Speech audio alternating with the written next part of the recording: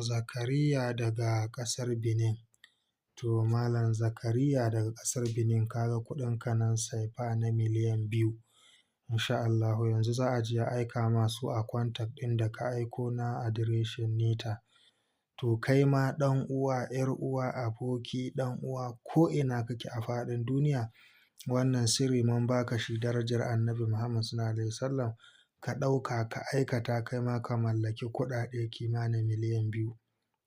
Wannan sirri wannan mutumi yau ya ɗauki lambar mu a cikin wannan gida namu mai albarka na Kuɗin Jini TV, ya kira mu ta WhatsApp mu kai magana da shi, ya gaya mana yana buƙatar miliyan 2, kuma alhamdulillah an yi aiki cikin galaba da nasara da rinjaye kamar yadda aka saba insha Allah, kuma tintini ma miliyan 2 sun isa gare shi, sai dai godiya ga Allah subhanahu wataala.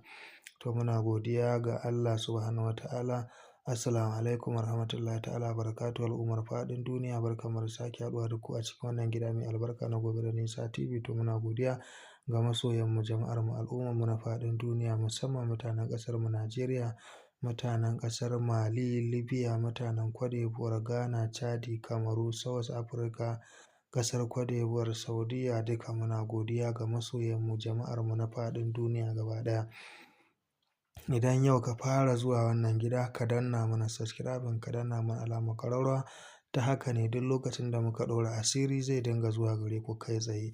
To muna godiya ga masoyanmu, jama'armu na faɗin duniya. Wannan sirri ne wanda za ka fitar da miliyan 2. Sefa kake so ko naira kake so, dola kake so, dala na Amurka, euro kake so, ko a Saudiya kake kana buƙatar riyal. Duk inda kake a faɗin duniya, wannan sirri ne wanda za ka fitar da miliyan 2 kacal.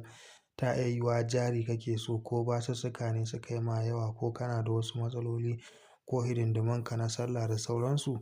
To duka wannan abubuwa ne dai, sirri ne wanda za ka fitar da miliyan 2.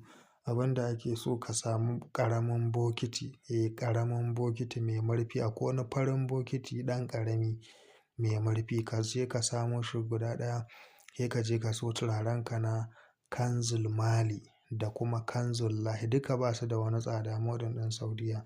Ka zo ka buɗe wannan bokitin, ka juya turarukan, ka mai da marfin ka rufe, sai ka dawo gefe, sai ka yi lazuminka na Ajib ya Kanzul Mali, Ajib ya Kanzul Mali. Akwai wani gingimi mai hadimi da yake tasarrufi da Kanzul Mali, taska daga Allah, arziki daga Allah kenan.